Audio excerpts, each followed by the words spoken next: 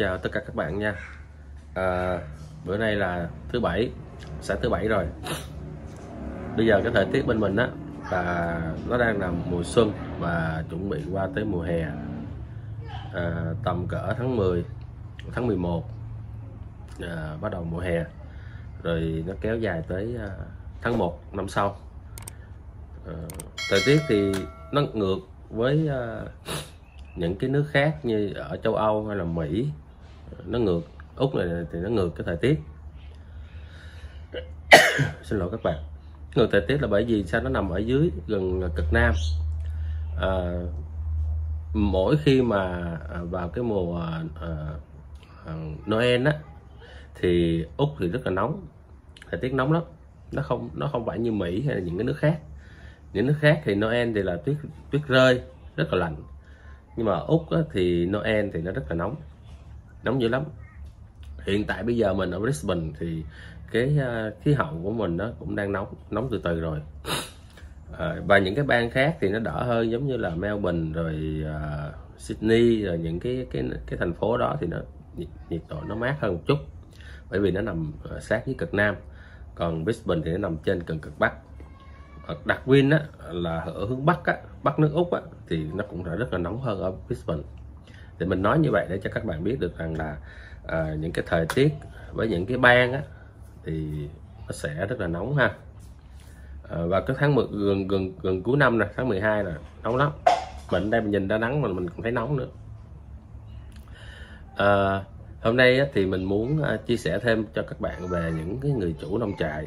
Không phải có những nơi á, người chủ mà mình trên nhìn cái clip mà đã được chính phủ approve rồi á, mà mình gửi cho các bạn với cái clip trước á, thì mình có tìm hiểu về những cái công ty của họ. Mình cũng đã send email cho họ rồi, nhưng mà vẫn chưa thấy họ trả lời. Mình nghĩ rằng là khi mà cái visa nông nghiệp nó ra thì mình nghĩ là họ trên những cái website trang chính của họ sẽ có thông báo là họ tuyển người. Mình nghĩ là như vậy. Khi mà mình biết được những cái tin đó, thí dụ mình biết được khi cái visa nó ra rồi, và những cái trang web mà mình đã từng gửi email á, hoặc là mình đã lưu lại á, thì mình sẽ xem những cái công ty đó, xem là họ tuyển người như thế nào. Thì tất nhiên là hầu hết những công ty đó là công ty của người Úc, chứ mình cũng chưa thấy một công ty nào của người Việt Nam cả. Cho nên là mình vẫn tìm hiểu và vẫn tìm cái thông tin của những cái công ty đó. Nếu như mà những cái công ty đó họ sẽ thông báo tuyển người thì mình cũng chia sẻ cho tất cả các bạn về những cái công ty đó ha. Ok, đó là cái thứ nhất.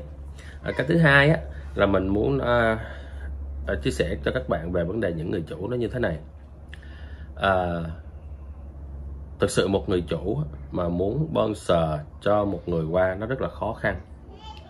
Để được một chính phủ chấp nhận cho một người chủ ở nông trại đó, một cái công ty đó, thì nó rất là nhiều cái yếu tố và rất là nhiều cái điều kiện rất là khó khăn cho những người chủ. Bởi vì nước Úc họ sẽ xét những người chủ đó coi là cái quá trình làm nó như thế nào. Thứ nhất là họ xét vô cái công ty đó là có đóng thuế đầy đủ trong 5 năm hay không. Thì khi mà họ xét á, là họ vô cái sở thuế, cái sở thuế sẽ gõ cái mã số thuế của công ty đó. Thì khi mà gõ mã số thuế thì nó sẽ ra liền cái công ty đó, thì sẽ trích lục trong khoảng 5 năm đây thì anh làm có bị trốn thuế không, có bị làm ăn thua lỗ trong 5 năm không. Tất nhiên là khi mà anh làm ăn có lời thì anh mới có điều kiện để anh tuyển người, hoặc là bảo lãnh một người đi qua đi làm. Mà bây giờ không phải là anh bảo lãnh một người mà anh bảo lãnh rất là nhiều người. Chính vì vậy thì họ mới coi công ty này hoạt động như thế nào, có đủ cái điều kiện về vấn đề là làm ăn có lời hay không. Nếu lỗ thì chắc chắn là không được rồi, phải lời. Mặc dầu anh làm ít hay làm nhiều nhưng mà anh phải lời, có đóng thuế thì anh mới được bảo lãnh. Đó là cái điều kiện đó là cái điều thứ nhất. Cái điều thứ hai là trong cái thời gian trước anh đã từng bị khiếu nại về tiền lương của những người làm cho anh chưa? Thí dụ như trong cái họ sẽ check trên cái framework là đã cái tên công ty này hoặc cái tên chủ farm này đã có bị một cái khiếu nại nào của một người đi làm công mà nói anh là bóc lột tiền hay như thế nào hay không. Đó, thì khi họ phải check cái điều đó, nếu mà có nữa thì chắc chắn là những cái công ty đó sẽ không được tuyển người. Cho nên đó, họ rất là xét rất là kỹ về cái vấn đề này, bởi vì họ muốn đảm bảo cho những người sau này mà cái công ty đó tuyển qua làm á thì không được bóc lột. Trên cái khung sườn cũng đã nói rõ rồi, thì các bạn cũng đã nghe rồi ha. Thì chính vì vậy thì chính phủ Úc rất là gắt về cái điều này, họ xét. Đó là cái điều thứ hai. Điều thứ ba là về cái việc di trú. Thì công ty này trước đây đã từng bảo lãnh những người nào, thí dụ như bảo lãnh là sinh viên nè, hoặc là sinh viên qua làm nè, hoặc là những người working holiday nè, là ok. Hay là anh đã từng công ty cái farm này, người chủ này đã từng cưu mang cho những người dạng như là đi du lịch rồi trốn ở lại á, gọi là trốn á, có điều đó hay không, hay là như thế nào đó, thì sẽ xét luôn cái mặt này. Nếu mà trường hợp có thì tất nhiên là những cái người chủ farm đó cũng không được nằm trong cái list mà chính phủ chấp thuận, cho nên cũng rất là khó. Đó là điều thứ ba. Điều thứ tư á, là những người chủ này phải có một cái bản kế hoạch. Bản kế hoạch là gì? Bản kế hoạch là trình cho chính phủ biết, giống như Bộ Nông nghiệp biết là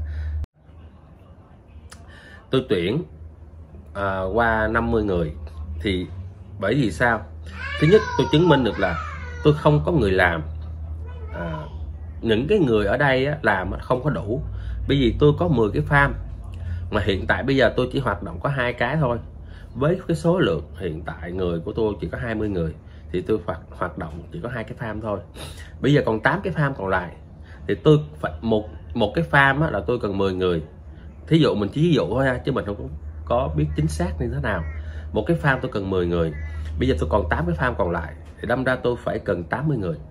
Rồi, ok, thì cái kế hoạch của tôi á, là muốn phát triển những cái farm còn lại để mà tôi có được những cái hợp đồng. Bởi vì trước đây tôi đã có rất là nhiều cái hợp đồng, nhưng mà với số lượng người không có đủ để mà tôi phát huy thêm những cái farm còn lại, để mà đủ hàng cung cấp cho những cái hợp đồng mà của người khách của tôi đang yêu cầu.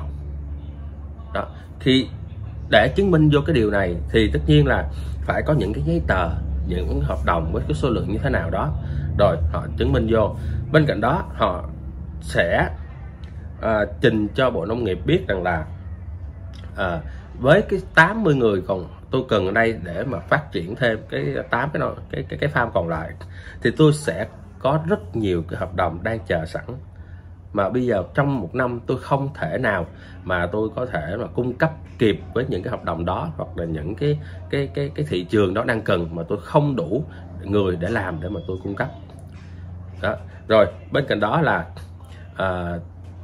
tôi cũng phải chứng minh là cái công việc này dành cho những người này là sẽ lâu dài, phải lâu dài. Tại vì một vụ mùa của tôi á, là nó kéo mấy tháng rồi. Bây giờ khi mà cái vụ mùa này nó hết thì bắt qua những cái khác, thì tất nhiên là tôi phải gieo trồng hạt. Công việc của tôi nó liên tục, họ phải chứng minh những kế hoạch đó để mà liên tục có một cái công việc liên tục cho những cái người mà họ bảo lãnh qua, họ phải chứng minh được cái điều đó nữa. Đó là cái thứ tư. Thì cái thứ năm nữa là họ cũng phải chứng minh cho Bộ Nông nghiệp biết là họ có những cái đủ cái điều kiện để mà cho những người lao động qua đây làm việc một cái nơi ở an toàn, sạch sẽ, đúng tiêu chuẩn mà chính phủ ban hành. Họ phải làm cái điều đó nữa. Thì không lẽ bây giờ người ta tới, người ta làm, người ta không có chỗ ở, không có được. Bạn phải cung cấp cái chỗ nơi ở sao mà khi mà câu sổ là cái người ta tới kiểm tra, ta xem ok nơi ở này nó tốt, chứ không phải là nơi ở giống như những cái phòng trọ ở Việt Nam, không phải vậy đâu. Phải nơi ở rất là đàng hoàng, để cho người ta tới đây ở, người ta còn nghỉ ngơi, người ta còn có sức khỏe để người ta còn làm tiếp được. Cho nên cái nơi ở nó cũng rất là quan trọng.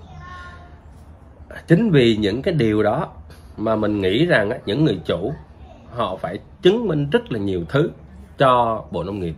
Đó là phải qua Bộ Nông nghiệp trước, phải qua Bộ Nông nghiệp trước. Họ phải chứng minh nhiều thứ. Có những công ty nào thí dụ như mà người Việt đi, họ làm họ trốn thuế đi, họ trốn thuế thì tất nhiên họ không có đủ khả năng để mà họ bảo lãnh đâu. Một cái farm nào đó bắt buộc muốn được bảo lãnh thì phải được Bộ Nông nghiệp chấp thuận, thì cái chủ farm đó mới được bảo lãnh những cái người có qua đây làm. Chứ không phải là những người chủ farm đó chưa được sự chấp thuận của Bộ Nông nghiệp mà nó tôi bảo lãnh, tôi sẽ bảo lãnh, thì không được. Phải được Bộ Nông nghiệp chấp thuận. Sau khi Bộ Nông nghiệp chấp thuận rồi đưa qua Bộ Ngoại giao, Bộ Ngoại giao xét duyệt chấp thuận, thì lúc đó người chủ farm mới có chức năng để mà tuyển những cái người ở những cái nước 10 nước ASEAN qua đây làm việc. Thì đó là như vậy. Bởi vì các bạn nên nghĩ rằng là để được một người chủ bảo lãnh thì nó không có đơn giản. Nó không đơn giản như mình nghĩ là người chủ thiếu người ta gọi điện về Việt Nam, người ta cần người ta kêu qua. Không có đơn giản như vậy đâu. Họ phải làm rất là nhiều thứ. Bên cạnh đó song song công việc của họ nữa, đồng án của họ đang rất là nhiều việc mà không có người làm. Rồi phải chứng minh những cái giấy tờ cần thiết mà khi mà chính phủ yêu cầu thì phải có những cái giấy tờ nào đó chứng minh bổ sung vô để mà được chính phủ chấp thuận. Nó không có đơn giản như mình nghĩ là một người chủ thì người ta thiếu người ta đăng báo, người ta tuyển người vô. Không có đơn giản như vậy. Bởi vì đây là một cái ký kết song phương của Úc và những cái nước khác bên ngoài, mà cụ thể là 10 nước ASEAN. Đó là một cái ký kết song phương. Chính vì vậy đó là nước Úc, trong cái clip trước về cái bản khung sườn pháp lý mình đã có chia sẻ cho các bạn thì nước Úc phải muốn đảm bảo những cái người mà ở nước khác qua bên Úc làm việc phải được an toàn, phải được là đối xử công bằng như người Úc, phải được gọi là bảo vệ của nước Úc, và phải được là cái lương của giống như nhau, chứ không phải đối xử bị bóc lột. Để rồi thí dụ như bây giờ một người nào đó đi qua bên đây, như một người Việt Nam đi qua bên đây làm, bị một cái công ty đó bóc lột, hoặc là một cái chủ farm đó là trả lương thấp, đối xử không có công bằng, thì tất nhiên cái lời cầu cứu đầu tiên của một người Việt Nam cầu cứu là cầu cứu ở đâu? Nếu không biết tiếng Anh hoặc là bị bóc lột hay như thế nào đó, thì có phải là người ta phải gọi điện thoại cho lãnh sự quán Việt Nam hay không? Họ gọi điện cho lãnh sự quán Việt Nam có nghĩa là tiếng Việt, họ nói chuyện với nhau, họ nói họ đang làm cái công ty này bị bóc lột, bị đối xử thì nọ. Thì tất nhiên là khi lãnh sự quán Việt Nam biết được cái điều này thì tất nhiên là lãnh sự quán Việt Nam phải bảo vệ công dân của mình, và lãnh sự quán Việt Nam gọi lên sở di trú.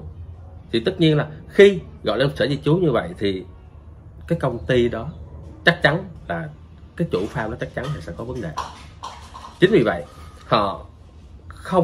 những người chủ họ không có làm mấy cái chuyện đó đâu. Khi nào đã được chính phủ chấp thuận để mà tuyển người rồi, và người ta cũng không có muốn phạm cái lỗi vô trong cái điều mà những cái điều mà chính phủ ban hành. Bởi vì khi mà một người chủ phạm vô cái lỗi đó thì tất nhiên là thứ nhất là sẽ bị phạt, thứ hai là bị cắt luôn những cái giấy mà cấp cho tuyển người. Thì nếu mà cấp không có người để làm thì có nghĩa là dẹp tiệm rồi, chỉ có nước bán farm thôi chứ đâu có làm được gì nữa. Cho nên là bị phạt nặng nữa. Đâm ra là những người chủ farm họ sẽ làm đúng theo những cái gì mà được Bộ Nông nghiệp chấp thuận. Bởi vì xin rất là khó, mà để bị phạt, bị cái này nọ thì không đáng. Thì chính vì vậy thì những người chủ khi đã được sự Bộ Nông nghiệp chấp thuận rồi thì chắc chắn họ sẽ không làm những cái điều để mà phạm vô những cái luật mà của Bộ Nông nghiệp đã ban hành ra cái visa nông nghiệp này. Mình chắc chắn là như vậy. Còn những người chủ nào mà chưa có được sự chấp thuận của Bộ Nông nghiệp và sau đó là Bộ Ngoại giao thì mình nghĩ là những người chủ đó sẽ không có bảo lãnh được các bạn từ Việt Nam qua đâu. Bởi vì những cái công ty phải được Bộ Nông nghiệp xem xét chấp thuận rồi sau đó đưa qua Bộ Ngoại giao, thì Bộ Ngoại giao cũng xem xét và chấp thuận, thì lúc đó cái công ty đó mới đủ cái chức năng, đủ cái quyền để mà bảo lãnh những cái người ở nước khác qua Úc làm việc. Chính vì vậy thì họ không có muốn phạm vô bất cứ một cái điều gì để mà ảnh hưởng tới cái ngoại giao song phương giữa Úc và những cái nước mà đã có sự ký kết nói chuyện với nhau về vấn đề song phương. Đó, thì mình muốn chia sẻ cái điều này để cho các bạn hiểu được rằng những người chủ mà muốn bảo lãnh cho các bạn không có đơn giản một chút nào cả. Mà mình nghĩ nếu như cái đợt đầu không có Việt Nam, mình ví dụ thôi nha, chứ mình không có sure là Việt Nam có hay là những nước Đông Nam Á có trong cái đợt đầu qua hay không, mình không có chắc chắn. Nhưng mà mình thí dụ giả sử như Việt Nam, những 10 nước ASEAN không có qua cái đợt đầu là đợt mà từ tháng 10 cho đến xin lỗi các bạn, là từ tháng 12 cho đến tháng 3 năm sau, thì cái đợt đầu nếu như mà có thì mình nghĩ là cái số lượng nhiều và tuyển mạnh, tuyển nhanh là vào năm tới cho tất cả các bạn, hoặc còn cho 10 nước ASEAN là bắt đầu từ tháng 4 năm 2022. Thì lúc đó là những công ty mới ồ ạt tuyển người hay là đẩy mạnh tuyển người, bởi vì tất cả các công ty còn đang đợi cái visa này nó phát hành. Đó là điều kiện thứ nhất. Cái điều kiện thứ hai là họ muốn xem xét cái thử nghiệm đầu tiên của cái đợt đầu này nó như thế nào. Những công ty còn đang nhìn và còn đang xem là cái cách tuyển người đợt đầu này nó sẽ qua như thế nào, để mà người ta thấy ok, có những cái điều này tốt, những cái điều kia như thế nào đó, thì họ sẽ áp dụng vô, hoặc là họ sẽ có những cái ý kiến gì đó với cái Bộ Nông nghiệp để mà cái đợt 2 họ sẽ đẩy mạnh một lần qua luôn. Mình nghĩ là như vậy. Mình nghĩ là như vậy. Cho nên là các bạn đừng có nóng vội vô cái đợt đầu đi rồi qua. Nếu có thì cũng tốt thôi, nhưng mà nếu chưa có thì mình sẽ đợi cái đợt 2. Nhưng mà các bạn yên tâm, nếu mình không đủ điều kiện thì cái đợt 2, thí dụ như bây giờ trên cái bảng khung sườn mình đã nói các bạn rồi, không có đề cập độ tuổi cũng như là không có đề cập tiếng Anh, thì có nghĩa là mình có cơ hội 50 và 50 để mà mình xin được cái visa này qua bên đây làm việc đó. Mình có cơ hội. Thì chính vì vậy là thí dụ như những bạn nào mà chưa có tiếng Anh thì các bạn cũng có cái thời gian để mà các bạn học thêm tiếng Anh, để mà nó tốt cho những cái hồ sơ. Mà bởi vì những người chủ bảo lãnh họ có rất là nhiều thứ để mà được chấp thuận bảo lãnh. Giống như hồi nãy mình chia sẻ các bạn, rất là khó, cho nên họ muốn bảo lãnh một người nào đó là phải chắc ăn. Họ nhìn cái hồ sơ họ nói bảo lãnh một người qua là để chắc ăn đi làm, chứ không phải bảo lãnh một người qua rồi qua bên đây rồi cái khó khăn của họ rồi qua bên đây rồi lại không làm được hay như thế nào đó, rồi các bạn bỏ đi về. Thì cái chuyện đó bắt các bạn đi về thì người ta phải chấp nhận thôi, chứ người ta đâu thể nào bắt các bạn phải ở lại hay như thế nào đó. Thì cho nên chính vì vậy họ muốn là khi tuyển một người đó là phải chắc chắn. Được một người qua là chắc một người, chứ không phải được một người qua là 50 và 50, không phải vậy đó. Cho nên mình nghĩ là để được chấp thuận, chính phủ chấp thuận cho họ tuyển người là một cái khó. Và khi họ đã được rồi thì tất nhiên là họ sẽ tuyển người, nó cũng sẽ có cái sự là tính toán kỹ lưỡng trong cái việc tuyển người qua. Mình nghĩ là cái đợt đầu tiên thì không biết có Việt Nam hay không, nhưng mà cái đợt thứ hai mình nghĩ là họ cũng sẽ tuyển với cái số lượng gọi là, thí dụ như một người cần 50 người thì họ sẽ tuyển trước mắt là 20 người hoặc 30 người. Sau đó cái đợt đầu họ tuyển qua được 30 người, 20 người đó rồi thì họ thấy ok rồi, họ sẽ song song đó họ tuyển tiếp. Có nghĩa là cái visa này là tuyển liên tục, các bạn hiểu, tuyển liên tục, chứ không phải là tuyển một người chủ họ tuyển qua 20 người rồi họ không được tuyển nữa, không phải. Họ tuyển qua liên tục. Thí dụ như họ tuyển qua 20 người đầu tiên đi, họ thấy ok 20 người này qua ngon rồi nha, làm tốt rồi nha, giấy tờ ok ha, nói chung là ổn thỏa hết, không có cái gì hết, họ thấy qua hết rồi, ok rồi đó, họ tuyển tiếp 30 người nữa. Ví dụ vậy, họ tuyển 30 người nữa thì cái đợt 2 của cái người chủ đó, chứ mình không nói toàn bộ, mình nói cái đợt chủ người chủ và 30 người nữa. Ok ha, làm tốt rồi nha. Ok rồi, 5 cái farm phải không, 50 người rồi, 50 người là 5 cái farm, còn 3 cái farm. Ok, tuyển 30 người nữa đó, nó có cái sự liên tục chứ nó không có phải tuyển một lần rồi thôi. Cho nên là hai cái điều mà các bạn quan tâm: thứ nhất, không có đề cập tới độ tuổi; thứ hai, không có đề cập tiếng Anh. Nhưng những bạn nào học được tiếng Anh thì các bạn cứ học, học được bao nhiêu cứ học. Những bạn nào mà lấy được bằng thì cứ lấy để bỏ vô cho nó tốt cái hồ sơ, tốt cái hồ sơ của mình đó. Thì những bạn nào lớn tuổi cảm thấy không học tiếng Anh được thì các bạn bổ sung thêm những cái kỹ năng trong cái hồ sơ của mình đó. Mặc dầu mình không có tiếng Anh, bù lại là mình có những cái cần cù, có những cái sáng kiến, hoặc có những cái công việc làm tốt hay như thế nào đó, các bạn bổ sung vô trong cái hồ sơ của mình, thì các bạn cũng sẽ, với bạn kia, một người kia nộp cái hồ sơ vô có tiếng Anh rồi, có kỹ năng mà không có kinh nghiệm, thí dụ vậy đi. Nhưng mà bạn lớn tuổi, bạn không có tiếng Anh nhưng mà bù lại bạn có hai cái này, nhiều lúc hai cái của bạn nó còn chắc chắn hơn là hai cái của người kia, làm sao người ta đâu có biết được. Cho nên là người kia có hai cái, mình cũng có hai cái. Ok, mình cũng không thua người ta. Rồi các bạn nộp hồ sơ vô. Thì cái vấn đề nằm ở đây là người chủ sẽ nhìn cái hồ sơ của bạn, bởi vì họ muốn chọn một người là chọn cho chắc ăn đó, cho nên họ sẽ nhìn cái hồ sơ của các bạn như thế nào, rồi họ mới quyết định là chọn bạn hay không. Thì mình chia sẻ cái clip này để cho các bạn hiểu được rằng một người chủ khi muốn bảo lãnh một người, nó không đơn giản như là mình đăng một cái tin để mà tuyển người vô đâu, nó không có đơn giản. Nhưng mà khi mà cái visa này ra rồi và mình nộp hồ sơ vô rồi, thì khi mà mình nộp vô thì mình tự tin. Các bạn nên tự tin một điều là cái hồ sơ mình nộp vô là phải có cái yếu tố là, thứ nhất là đầy đủ, thứ hai là có cái yếu tố là sẽ được. Các bạn nghĩ là sẽ được, bởi vì hồ sơ mình biết được đó, mình làm cái hồ sơ này nó như thế nào. Làm hồ sơ này mình cảm thấy tự tin thì các bạn nộp vô, các bạn nghĩ là các bạn sẽ được. Bây giờ các bạn không được cái đợt đầu, hồ sơ của bạn cũng nằm đó, họ sẽ tuyển thêm.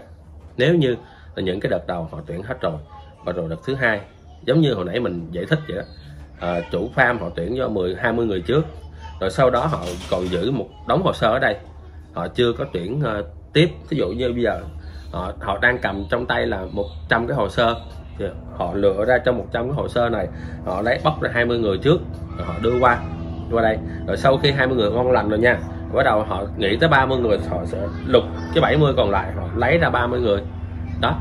Thì có phải là các bạn cũng không, có nghĩa là không phải các bạn không có cơ hội, không phải các bạn là 30 người, ví dụ còn 20 người trong hai cái farm còn lại thì họ bóc tiếp 20 người đó, bóc tiếp 20 người vậy thôi. Thì một cái chủ farm giống như là người Việt mình, nó có cái chủ farm thì rất nhiều cái người chủ ở những cái farm liền kề với nhau. Ví dụ như anh A có 10 cái farm, anh B có 5 cái farm, anh C có 6 cái farm, thí dụ vậy. Ok, anh A tôi còn 20 người còn lại, bóc qua luôn cho mấy anh sao, thí dụ vậy. Thì các bạn, mình nghĩ là nếu không có yêu cầu tiếng Anh và độ tuổi, mình nghĩ các bạn ai cũng có cái cơ hội. Không đi trước thì có thể đi sau, các bạn cũng có cơ hội. Và để được người chủ chấp nhận các bạn thì mình nghĩ các bạn nên trang bị tốt cho mình, trang bị tốt cho mình từ bây giờ. Các bạn còn cái thời gian, các bạn nên trang bị tốt cho mình. Thiếu mặt nào các bạn có thể bổ sung vô cái mặt đó. Tuy không phải là hoàn chỉnh, nhưng mình có bổ sung thì mình nghĩ những cái điều gì các bạn muốn làm sẽ thành công. Mình cũng xin kết thúc video clip này ở đây. Chúc các bạn may mắn và thành công ha. Hẹn gặp lại các bạn vào những video clip sau của mình. Xin thân ái và chào tạm biệt. Bye bye.